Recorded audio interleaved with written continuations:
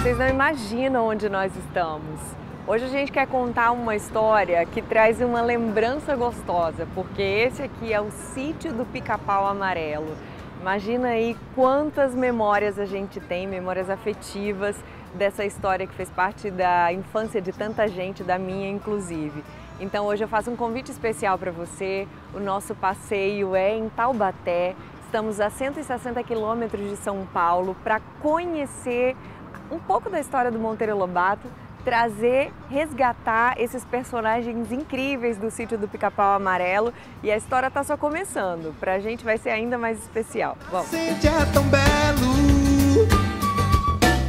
Sítio do Pica-Pau Amarelo, Sítio do Pica-Pau Amarelo.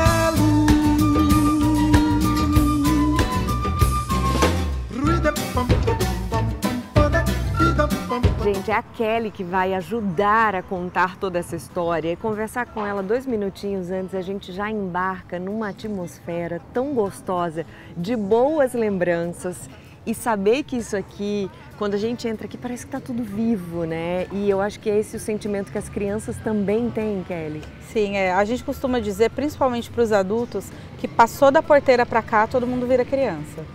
Não tem diferença mas aqui. É uma sensação gostosa mesmo. Vamos começar falando um pouco desse lugar. Nós estamos oficialmente no Sítio do Pica-Pau Amarelo. E ali a gente tem um museu que a gente vai começar a mostrar para vocês de um jeito muito especial. Mas antes, para entender, essa era a casa do avô do Monteiro Lobato. Imagina quanto tempo isso tem.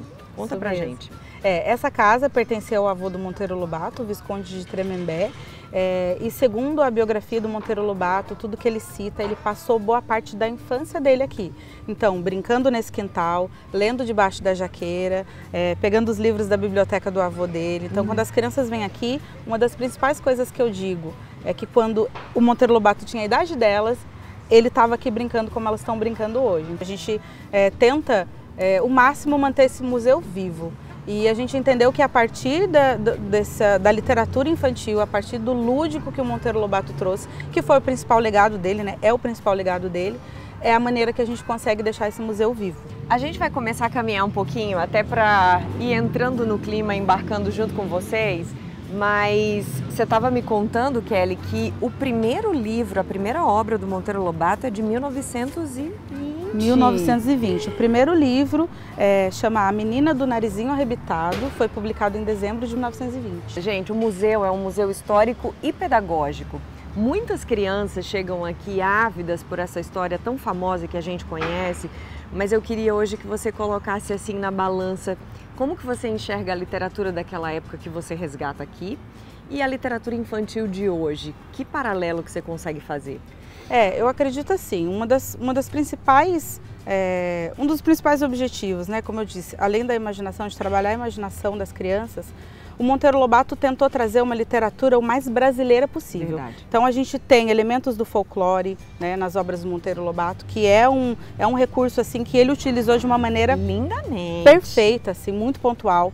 A gente tem também o Monteiro Lobato também foi pioneiro nos livros paradidáticos, que até então, até 1920, né, e por aí vai, não existiam livros paradidáticos. Exato. Então, na literatura do Sítio do Pica-Pau Amarelo, as crianças conseguem aprender brincando. Então, isso modificou todo o sistema até de ensino, se a gente considerar, né? Agora, a literatura de hoje em dia, eu acredito que ela tem um foco na criança de hoje. Então, a criança de hoje, ela tem, por exemplo, muito mais estímulos visuais, né, principalmente do que a criança de 1920.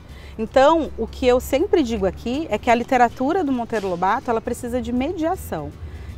Um dos pontos principais é esse, porque a criança de hoje, ela não é a mesma criança de 1920. Então, para que ela consiga entrar na obra de uma maneira bacana, como o Monteiro Lobato queria, uma das coisas que ele faz na obra, ela precisa ser conduzida. Porque uma das coisas também que eu reconheço na obra infantil do Monteiro Lobato é que ele fazia as crianças pensar. Ele trazia filosofia, astronomia, astrologia para as obras. Verdade. E que hoje já não é tão nesse lugar. Realmente num outro lugar, então precisa de mediação. Num outro universo, tão paralelo que às vezes fica até distante da gente entender. Isso mesmo. Aqui, qual o lugar favorito da criançada?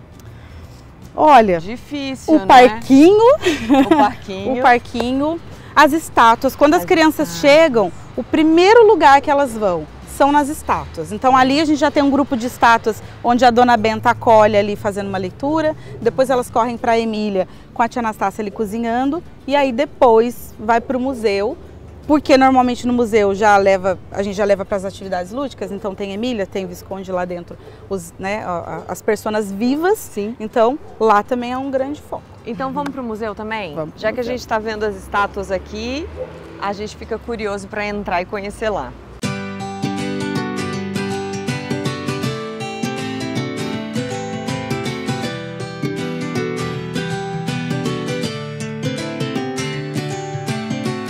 E aqui a gente já tem essa sensação de entrar meio que na casa do avô do Monteiro Lobato, ou tá totalmente transformado o ambiente? Falando mais do sítio, mais das obras, conta como... Vamos fazer uma monitoria real, tá, gente? Faz de vamos conta lá. que a gente tá... Então, a gente usa esse espaço, né, o espaço do casarão. A gente tem aqui o casarão como o principal acervo museológico. O casarão é o nosso principal acervo histórico. E aí dentro do casarão a gente tem exposições, né? Algumas são permanentes, outras são itinerantes, são temporárias. E nessa sala em especial a gente tem uma sala que pode ter mais interação. Então os móveis aqui, por exemplo, eles são móveis réplicas, eles não são originais da época do Monteiro Lobato. Então, se o público quiser sentar, tirar uma foto, aí tem a boneca da Dona Benta para poder tirar uma foto. Uhum. Essa sala aqui, que a gente vai conhecer, hoje ela está com uma exposição temporária, uma exposição que vai ficar só durante um tempo, que na verdade é uma exposição que tem desenhos de artistas mirins.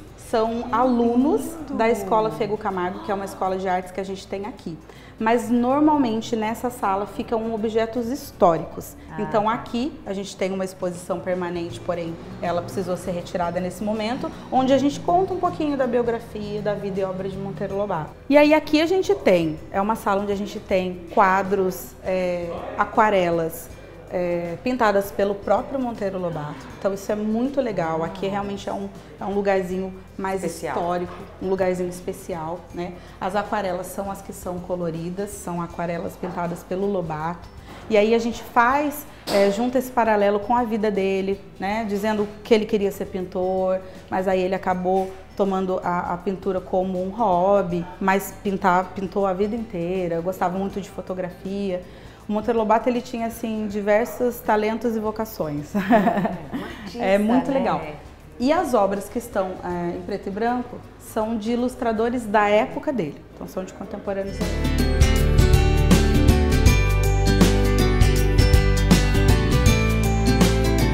Então, e aí agora aqui a gente tem uma sala muito, muito, muito especial. É uma exposição temporária também, ela não é nossa. Ela, na verdade, é emprestada do bisneto do Monteiro Lobato, o Ricardo Monteiro Lobato, onde ele traz aqui pra gente uma parte do acervo pessoal dele, familiar, que são de obras do Monteiro Lobato, pintadas por ele também. Naquela vitrine, né, naquele display, a gente tem as obras bem antigas também de um acervo pessoal de uma pesquisadora do Monteiro Lobato, a Mônica Martins. Então, para conversar um pouco com essa parte histórica das obras originais, a gente também tem os livros do acervo da Mônica. Essa vida que o museu tem hoje, ela, na verdade, existe graças a uma professora, uma querida, que já não está mais entre nós, a Conceição Molinaro. A Conceição Molinaro, ela desenvolveu um projeto na década de 90, no final de 80 para 90, um projeto chamado Revivendo Lobato. Esse projeto trouxe as personagens da literatura infantil interagindo com o público, fazendo teatro, dinâmicas, oficinas pedagógicas. Então, a partir desse período é que o museu realmente tem a cara que ele tem hoje. Entendi. Então, graças à Conceição, a gente tem um museu vivo como a gente tem hoje. E se quiser ir no sítio do Pica-Pau, só tem essa possibilidade aqui. É aqui, tá? A gente viajou aí os 160 quilômetros de São Paulo, nós estamos em Taubaté, na cidade do Monteiro Lobato, para visitar o sítio e resgatar isso. Gente, isso tem um sabor para mim, para minha geração, para a sua, para do Marcos, a do Márcio. um gostinho tão especial que eu tenho certeza que talvez os pais que estão assistindo, não sei se tanto as crianças, mas vão ter esse mesmo sentimento que a gente. E essa sala, por último? Essa sala hoje é a nossa biblioteca. Na verdade, tem um acervo de pesquisa nosso aqui. Esse acervo a gente não dispõe para o público pesquisar, mas a gente deixa exposto para mostrar para o público esse embasamento que a gente tem dentro da obra. E aqui, segundo os historiadores, aqui era a biblioteca do Visconde. Então, assim, a gente está num lugar bem especial, né? Então a gente tem o Visconde, o nosso Visconde da literatura infantil ali recepcionando a gente, né? Como se esse lugar fizesse essa junção do lugar lúdico do Visconde. Visconde de Sabugosa, mas que também era a biblioteca do Visconde de Tremembé, quando a casa era original. A gente agora entra na Caverna da Cuca. Na Caverna da Cuca, isso mesmo. Aqui é uma intervenção artística. As crianças ficam loucas aqui. Porque, na verdade, assim, a Cuca, que é esse ser do folclore, né? Como a gente falou, o Monteiro Lobato trouxe elementos do folclore para tentar deixar essa literatura o mais brasileira possível. E as crianças chegam aqui perguntando da Cuca e do Saci, mas quando elas veem a Cuca, elas morrem de medo. Mas é isso, né? É brincar com o imaginário, com o medo, com a curiosidade. Esses seres da floresta, eles trazem principalmente isso, a curiosidade, o medo de seres que estão nesse mistério da floresta. Então aqui é esse espaço. Não, e termina que estimula a criança num nível de imaginação que... Muito, muito grande. Bem legal isso aqui. Realmente. E agora a gente entra na cozinha. Isso. A cozinha Olha, da tia Anastácia. E ela ali. A tia Anastácia recepcionando a gente ali. Aqui é um momento em que, com as crianças, a gente tenta fazer esse paralelo do cotidiano lá da época do Monteiro Lobato, da infância dele, com o cotidiano de agora. Então a gente fala do fogão a lenha, que hoje em dia tem o fogão a gás. Então a gente fala das gamelas, que antigamente eram as gamelas, hoje são os tupperwares. Então assim, a gente tenta fazer esse paralelo para a criança entender qual que era o cotidiano daquela época com hoje. A geladeira, né, que é o nosso móvel mais antigo da casa. Geladeira, que é o guarda-comida. Então a gente tenta fazer esse paralelo aqui.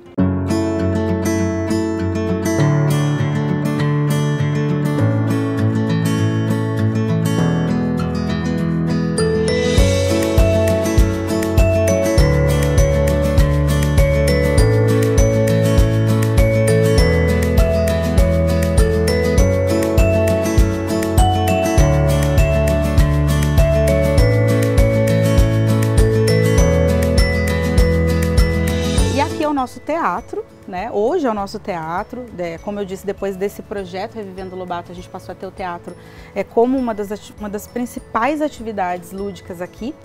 Mas esse cômodo é um cômodo que faz parte da casa, é o último cômodo, é o maior cômodo. Então, segundo os historiadores, aqui era a cozinha realmente. E aí esse jardim que a gente tem ao lado, possivelmente uma horta. A gente sabe isso porque tem essas aberturas, essas ventanas na parte de cima, que era justamente para poder sair a fumaça do fogão a lenha. Um cômodo maior, sempre tinha muita gente trabalhando, então possivelmente aqui é a cozinha. A estrutura ela é toda preservada, você falou para mim que ela é tombada também. Ela é tombada, o prédio é tombado, a estrutura é original, porém ela já passou por algumas reformas, ela passou por 2 grandes reformas, mas é original. Kelly, e esse palco, eu imagino o tanto de programação que vocês devem ter aqui com as crianças. Uma das atividades mais procuradas aqui é o teatro. As pessoas já vêm com o objetivo de assistir o teatro aqui. Às vezes a gente não dá conta nem de receber. A capacidade, a capacidade aqui é de 120 lugares, mas no final de semana, principalmente no domingo, feriado, às vezes a gente recebe muito mais que isso.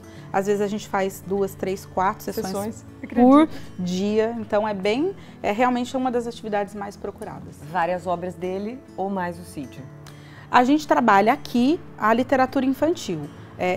Esporadicamente, não aqui no teatro, mas com as exposições, dependendo da exposição que a gente está, a gente consegue fazer um recorte da vida e obra dele, da literatura adulta. Mas aqui é o teatro infantil, a obra infantil do Monteiro Lobato. Nossa, eu não sei nem como te agradecer por ter recebido a gente dessa forma. Eu quero muito deixar um convite para todo mundo que estiver na região ou tiver a curiosidade de vir aqui, como que funciona o acesso, como que as pessoas conseguem chegar aqui, até excursões mesmo. Sim, na verdade a gente recebe as excursões de quarta a sexta, né? Os dias de semana são realmente a gente deixa exclusivo para as excursões. A gente tem público espontâneo também, mas é um público menor. Sim. A gente também também acolhe, se quiser fazer parte da programação também a gente Legal. consegue.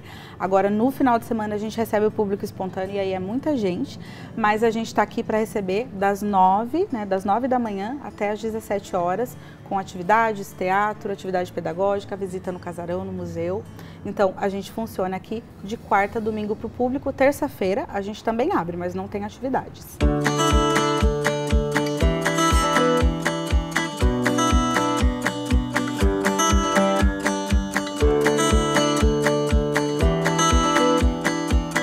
E aí eu queria convidar, na verdade, né, vocês para visitarem a gente, mas principalmente para conhecer os personagens, e eu vou chamá-los aqui agora. Emília, tá aí? Oi, Murilo! Emília! Oi! Seja bem-vinda. Emília, convida o pessoal para vir aqui visitar a gente no sítio. Oi, pessoal, tudo bem? Eu tô convidando todos vocês para vir aqui dar um passeio aqui no sítio. Emília, chama o Visconde também. Ai, Visconde! Visconde, vem logo, seu pamonha! Pamonha não? Oi, tudo bem? Visconde, convida todo mundo para visitar o sítio. Oi, pra câmera? Isso. Ai, tá bom. Oi, tudo bem? Eu convido todos vocês a virem aqui visitar o sítio. Com um piquenique, fazer várias coisas e conhecer a gente. Ai.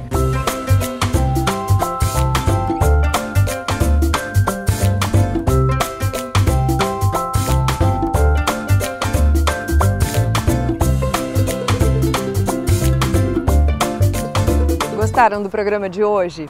A ideia era trazer, além dessa experiência autêntica, verdadeira, que tem sabor, cheirinho de infância, eu acho que muito mais para os adultos de hoje do que para as crianças de hoje.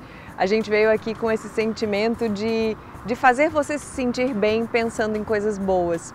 E o programa ele tem esse objetivo, novas viagens estão por vir e você está sempre convidado a ficar junto com a gente. Pelo Instagram também, tá? A gente postou tudo isso aqui no Instagram, então se você não segue ainda, @LLuizaRibeiro. É o meu Instagram, eu que falo com vocês. E o que você tiver de ideia, de sugestão, a gente também troca por lá. Semana que vem tem mais. Ruda, pam, pam.